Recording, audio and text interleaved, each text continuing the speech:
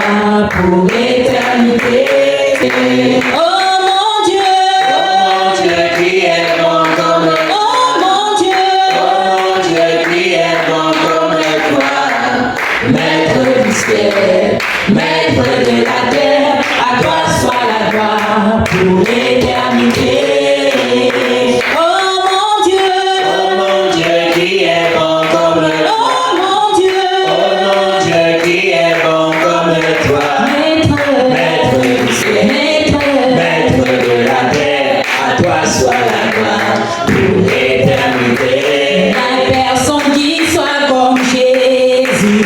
Il n'y a personne qui soit comme Jésus. Il n'y a personne qui soit comme Jésus. Il n'y a vraiment personne comme lui. Il n'y a personne. Il n'y a personne qui soit comme Jésus. Personne qui soit comme Jésus. Il n'y a personne qui soit comme Jésus. Il n'y a vraiment personne comme lui. Il n'y a personne.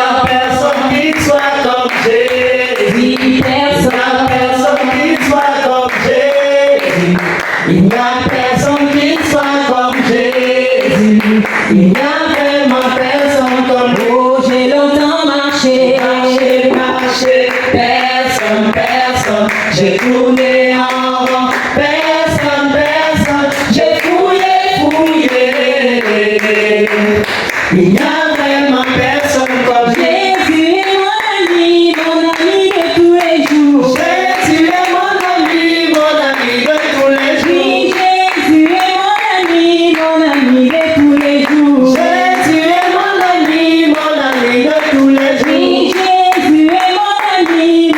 de tous les jours. Jésus est mon ami de tous les jours. Jésus est mon ami de tous les jours. Jésus est mon ami de tous les jours. Jésus est mon ami de tous les jours. Il est mon ami de tous les jours. Il est mon ami de tous les jours. Il est mon ami de tous les jours. Il est mon ami de tous les jours. Il est mon ami de tous les jours. Il est mon ami de tous les jours. Ces moments sont appelés les temps d'enseignement ou les temps de rafraîchissement. Qui dit rafraîchissement, c'est-à-dire qu'on peut toujours rappeler ce qui a été dit. En entreprise, dans les sociétés, on trouve toujours un temps, une période dans l'année où on prend les gens des mêmes départements, des mêmes services, du même corps de métier, les mettre dans une salle et les faire pendant une journée ou pendant 2 heures, c'est selon, de rafraîchir les mémoires sur un module, sur ce qu'ils sont en train de faire pour permettre que tout le monde soit au même pied d'égalité. Et pour ce qui nous concerne, il est toujours bien vraiment que même des choses que nous avons apprises, que nous puissions toujours nous asseoir et revoir et relire même ces notes que nous prenons de temps en temps. La Bible nous dit que lorsque nous formons même des projets, nous devons toujours dire si Dieu le veut. Parce que ce n'est pas nous qui décidons, c'est Dieu qui décide. Alléluia.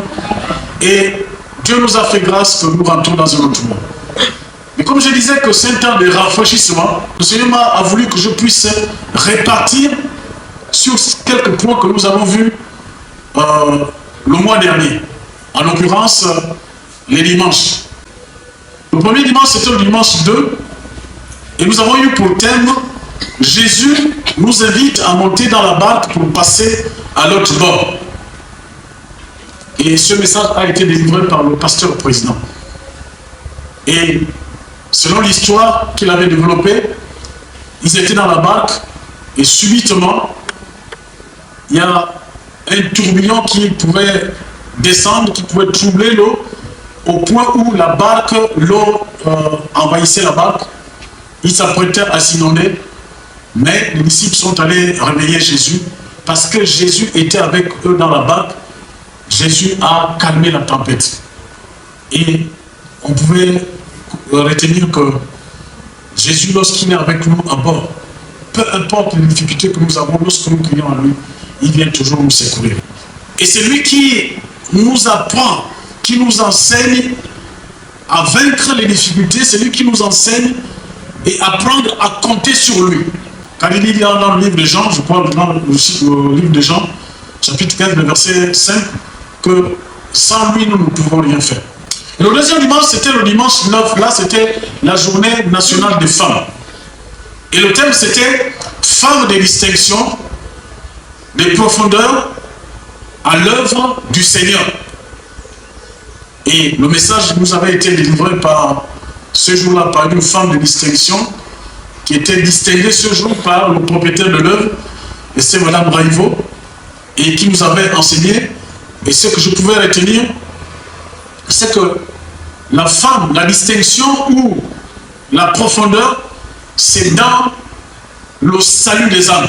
Et elle posait une question, mais quant à toi, quant à moi, quant à nous, que trouve-t-on en toi? Est-ce que tu es un homme distingué, un homme hors du commun, une femme hors du commun? Cette femme était distinguée. Et nous pouvons comprendre qu'un homme, une femme de distinction a une lecture profonde, a une distinction sur les choses du royaume.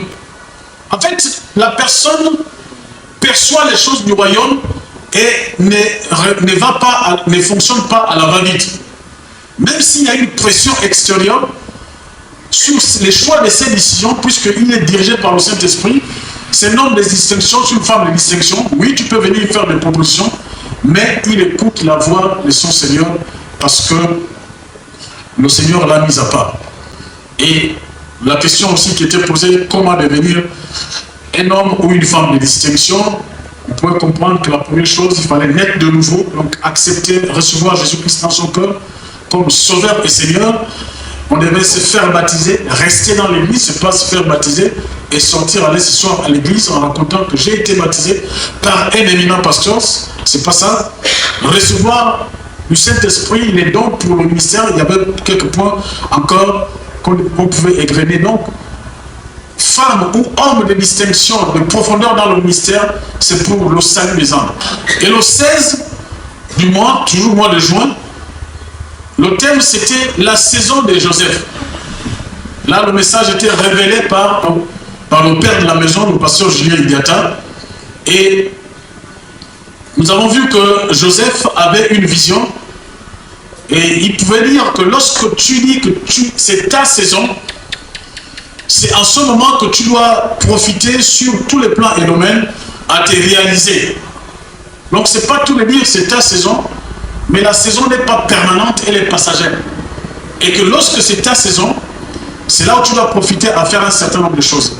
Aujourd'hui, Paul pouvait lire aux Éphésiens au chapitre 5, le verset 16, il pouvait leur dire que les temps qui sont les nôtres aujourd'hui, les jours qui sont les nôtres ne sont plus comme ceux qui étaient d'hier. Alors, rachetez le temps car les jours sont mauvais.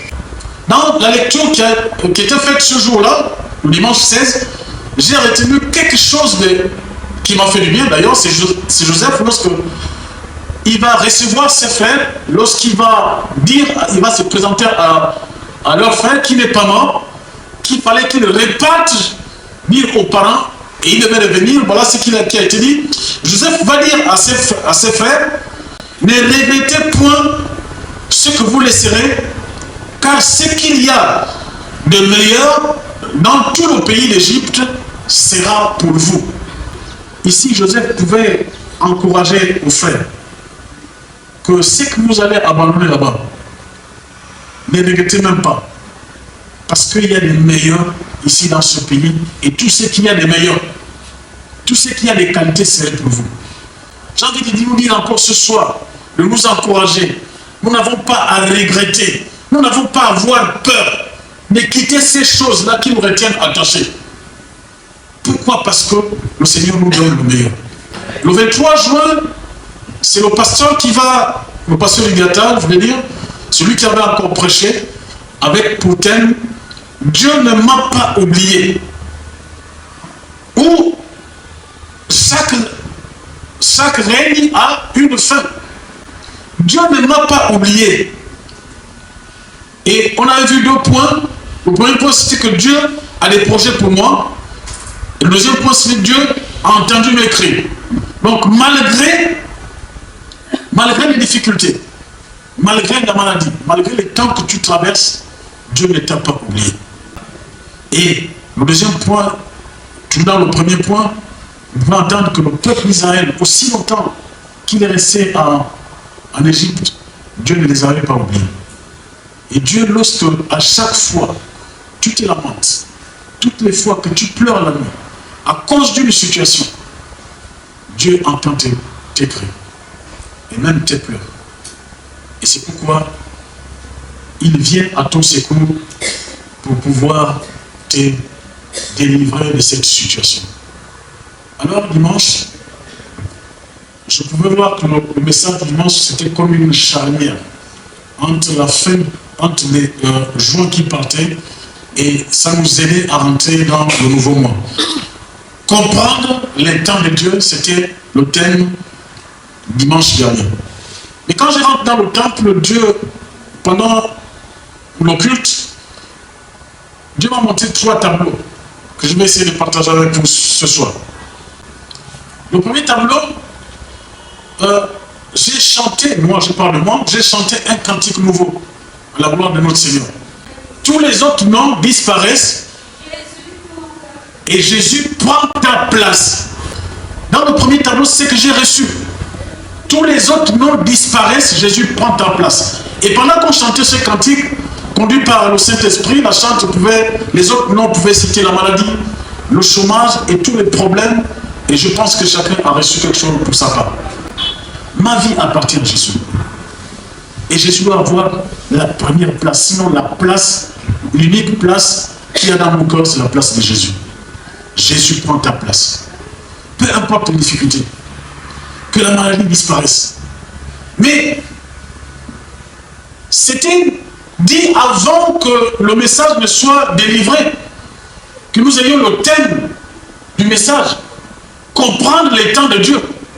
Mais pour comprendre aussi seulement, pour recevoir ce message, il faut comprendre les temps de Dieu. Que les autres noms disparaissent, que Jésus prenne sa place dans ma vie. Et c'est que je pouvais recevoir, que tous les mots qui minent nos vies doivent laisser place à Jésus-Christ. Marc 5, versets 25 à 34. C'est l'histoire d'une femme dont le nom n'est pas connu. Mais on va l'appeler femme à la perte de sang. Donc elle avait un autre nom. Et ce nom, par rapport à cette situation, on l'avait collé ce nom. Et à cette époque, c'était difficile. Les gens ne pouvaient pas s'approcher d'elle. Pourquoi? Parce que tu t'approchais d'elle, tu t'asseyais au même endroit qu'elle, tu étais souillé. La Bible déclare qu'elle a tout essayé, elle est allée chez les meilleurs médecins. Il y a un terme que j'affectionne bien. Cette femme avait tout dépensé, tout ce qu'elle avait comme argent. Mais la Bible dit que ce nom qu'on avait attribué femme à la perte de sang, a entendu parler de Jésus. Et lorsqu'elle s'est rendue vers Jésus, elle a pris la résolution. Elle n'a parlé à personne. Elle s'est parlé à elle-même. Discrètement, je vais toucher le point de sa robe. Rien que le tissu que portait Jésus. Elle a mis confiance qu'en touchant la robe de Jésus, elle sera guérie. Mais pendant qu'elle était en train de prendre cette résolution, elle était en connexion avec Dieu le Père. Et le Seigneur l'avait déjà précédé. Et la Bible déclare que Jésus avait senti une force sortir de lui. Et il pouvait poser la question à ses disciples, qui m'a touché? Et les disciples pouvaient répondre, mais tu vois qu'il y a la bousculade, il y a beaucoup de monde autour de nous. Tu poses la question, qui t'a touché? Et la femme s'est présentée. Et je résume, lorsque la femme s'est présentée, elle est tombée à ses pieds. Le verset 34 nous dit quoi? Mais Jésus lui dit, ma fille, ta foi t'a sauvée, va en paix et sois guérie. Le deuxième point du tableau que le Seigneur m'a montré, c'est dans les encouragements du prédicateur aux nouveaux bacheliers. Vous avez vu, il a appelé les nouveaux bacheliers. On a prié pour eux, il y a les diacres, les diaconesses, les anciens qui sont venus, qui les ont salués, qui les ont embrassés, qui les ont félicités, avec des paroles d'encouragement. Mais là, il pouvait dire une chose qui a retenu mon attention. Il pouvait dire, vous avez réussi à votre diplôme qui met fin à un cycle pour vous ouvrir les portes de l'université. Donc c'était une charnière. C'était un message qui mettait fin à un mois pour nous faire entrer dans un nouveau ère, dans une nouvelle saison. Je disais que rien ne nous est acquis. Chaque jour que Dieu met devant nous, c'est une grâce. Et je pouvais voir ce message entre ce que nous avons vu au mois de juin, et ça nous projetait que chacun de nous puisse ouvrir les yeux pour lire, sinon pour comprendre les temps de Dieu dans le nouveau mois. Nous sommes là au deuxième jour du mois de juillet. Il y a des choses que nous ne connaissons pas, mais si tu restes focus, Dieu va te montrer un certain nombre de choses. Il va anticiper même pour toi. J'ai envie de dire ce soir que c'est pas qui veut ou qui peut comprendre les temps de Dieu. Vous allez certainement me poser la question de savoir pourquoi. La première chose, pourquoi, pour répondre à votre question, la première chose, c'est que Jésus, Jean chapitre 3, le verset 6, c'est la conversation qu'il a avec Nicodème. Il va dire à Nicodème que ce qui est né de la chair est chair, et ce qui est né de l'esprit est esprit. La Bible dit qu'à certain moment, lorsque Jésus parlait, même les disciples qui étaient avec lui ne comprenaient pas. Comme pour dire, non, est-ce que tu ne peux pas nous expliquer? Et il expliquait pour mieux comprendre.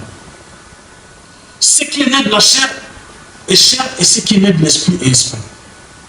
Donc autant que nous sommes, parfois, lorsque nous lisons la Bible, tous autant que nous sommes, nous ne pouvons pas accéder aux mêmes informations. Mais le deuxième point que je vais dire ici, parce que nous ne pouvons pas accéder aux informations. Pourquoi? Parce que Dieu peut nous cacher volontairement les informations. Et il le fait. Dieu peut cacher volontairement une information à ses serviteurs. Donc il n'est pas obligé de tout nous dire, de tout nous révéler. 2 Rois chapitre 4, verset 27. Et dès qu'elle fut arrivée auprès de l'homme de Dieu sur la montagne, elle embrassa ses pieds. Géasi s'approcha pour la repousser. Mais l'homme de Dieu dit, laisse-la, car son âme est dans l'amertume. Et l'Éternel me l'a caché et ne me l'a point fait connaître. Élisée était prophète. Prophète à son temps. Mais l'homme qui parlait selon le cœur de Dieu.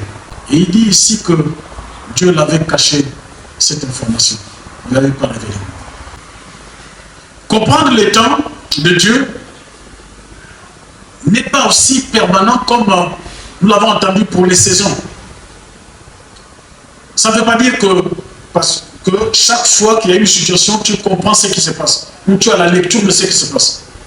Ce n'est pas permanent. Dieu fait ce qu'il veut. Le dernier point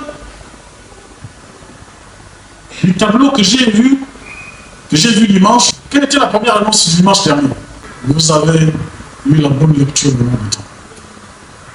Cette annonce passe régulièrement. Jésus revient bientôt. Mais dimanche dernier, j'ai reçu ça autrement. Ça a été annoncé avec une solennité, avec un ton mini-martial. Vraiment, c'est comme s'il y avait, comme si l'événement va se passer demain ou après-demain. Dieu nous parle tantôt d'une manière, tantôt d'une autre. La Bible dit que l'église qu'il viendra chercher, c'est cette église sans tache ni ride, ni rien de semblable. C'est pourquoi on dit toujours, Jésus revient bientôt.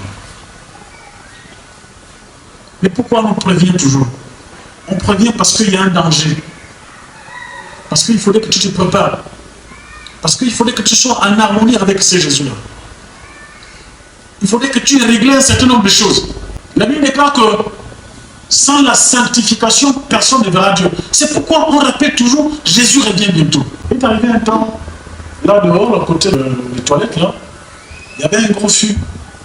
Presque tous les dimanches, sinon tous les 2 dimanches, lorsque l'évangile était prêché, les gens se débarrassaient de tout ce qu'ils avaient dans la maison. Et on brûlait ça là. Mais aujourd'hui, dans nos églises, vraiment, on ne voit plus ça. Le Seigneur veut que nous puissions nous débarrasser d'un certain nombre de choses. Pas que des choses physiques que nous voyons, mais des nœuds que nous avons dans nos cœurs. Parce qu'il revient bientôt. Ça, c'est l'un des tableaux que j'ai entendu dimanche ici. Jean-Baptiste est arrivé, il a prêché, il a crié dans le désert, il disait aux gens, répentez-vous, répentez-vous, répentez-vous. Les gens pouvaient à leur manière se repentir. Et lorsque Jésus est arrivé, il a dit, voici celui qui ôte le péché du monde. Les gens sont allés vers Jésus. Jésus les a eus avec lui. Il a prêché l'évangile. Il a enseigné. Et il est parti, il a dit, je reviendrai. Mais c'est notre devoir, en tant que dispensateur de l'évangile, de dire à quelqu'un, sois prêt, parce que les temps que nous passons aujourd'hui, ce n'est pas seulement le paraître. J'aime à le dire, j'aime ce cantique, qu'elle a filé la tombe. S'il nous voit vrai et sincère à chercher la sainteté, il écoute nos prières et nous met à regarder. Ça compte aussi. Un simple geste, la femme de l'autre, juste un geste, un petit geste comme ça, ça tout laissé. Pourquoi? Parce que certainement elle pensait ce qu'elle a laissé. Rappelez-moi que Joseph va dire à ses frères que vous n'avez pas regretté de ce que vous avez laissé. Tout ce que vous trouverez ici, c'est des choses de qualité. Si nous sommes vrais et sincères, Dieu nous donne toujours le meilleur. Arrêtons de nous distraire nous-mêmes. Comprenons les temps de Dieu. Il a permis que nous puissions rentrer dans ce nouveau mois. C'est pour d'autres résolutions. Ce n'est pas le moment de jouer au héros avec le Seigneur. Jésus lui-même dit que sans moi, vous ne pouvez rien faire. Joseph va dire à ses frères, ne regrettez point ce que vous laisserez, car ce qu'il y a de meilleur dans tout le pays d'Égypte sera pour vous. Ne regrettez pas de quitter les positions dans lesquelles vous êtes, si tu es encore dans une mauvaise position.